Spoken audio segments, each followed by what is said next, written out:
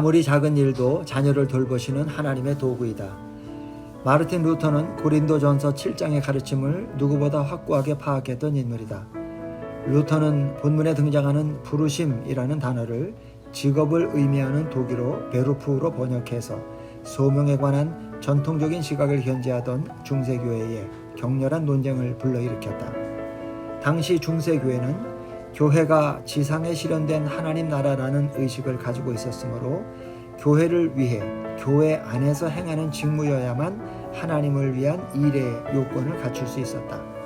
그렇다면 오로지 수도사와 신부 또는 수녀가 되지 않고는 부름을 받아 하나님을 섬길 길이 없다는 결론에 이른다.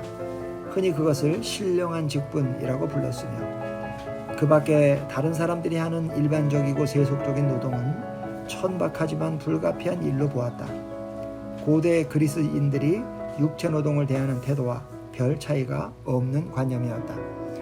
루터는 논문까지 써가며 그런 사고방식을 강력하게 공격했다. 교황, 주교, 신부, 수도사들을 신령한 직분으로 칭하면서 왕족, 귀족, 장인, 농부들을 세속의 직분이라고 부르는 것은 모두 지어낸 허구다. 철저한 기만이요 위선이 아닐 수 없다. 그러므로 누구도 거기에 주눅들 이유가 없다. 크리스천이라면 누구나 진정으로 신령한 직분을 가졌으며 직무의 종류가 다르다는 것 말고는 아무런 차이가 없기 때문이다. 여기서 루터는 하나님이 크리스천들을 너나 없이 동등하게 이 일로 부르셨다고 주장한다.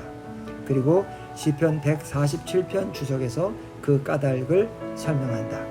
먼저 그가 네 문빗장을 견고히 하시고 라고 말한 13절을 살핀다.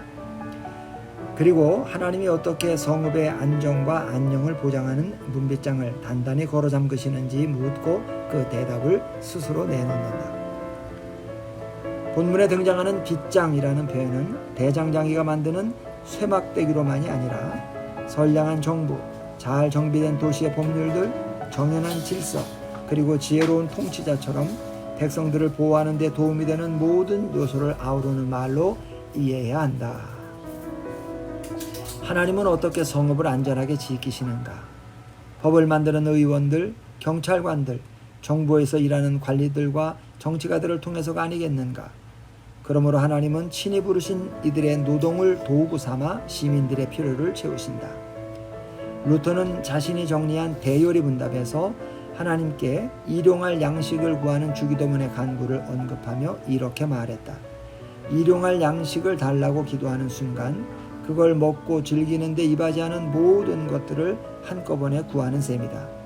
마음을 활짝 열고 사고의 지평을 넓혀서 쌀띠주와 솥단지에 국한되지 말고 일용할 양식과 온갖 자양분을 생산하고 가공하고 눈앞에 가져다주는 넓은 들판과 논밭 그리고 온 나라에 이르게 해야 한다. 그렇다면 오늘날 하나님은 어떻게 살아있는 피조물의 온갖 소원을 만족스럽게 이루어 주시는가?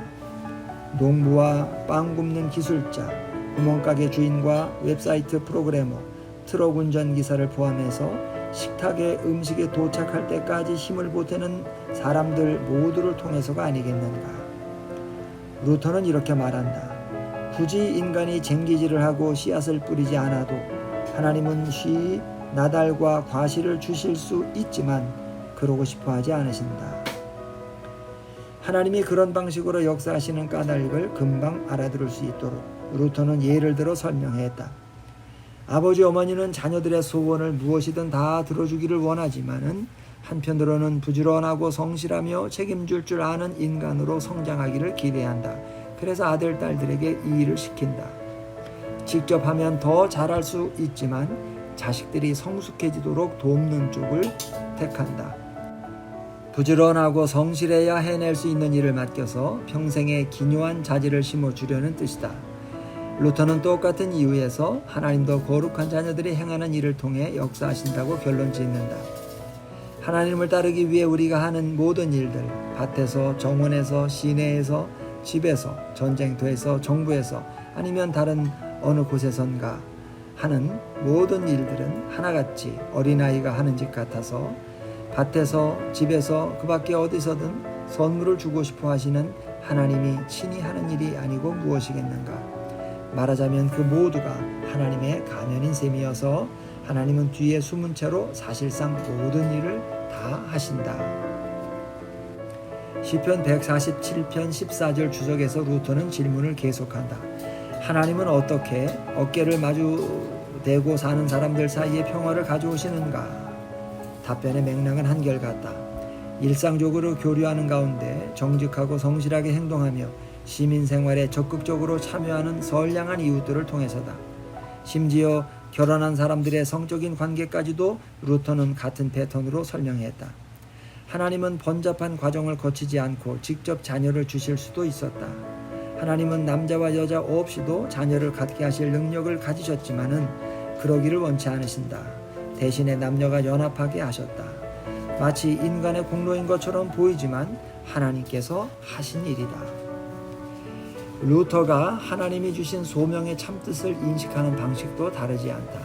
밭을 갈거나 땅을 파는 소소한 일거리조차도 하나님이 자녀들을 돌보기 위해 사용하시는 가면들이다.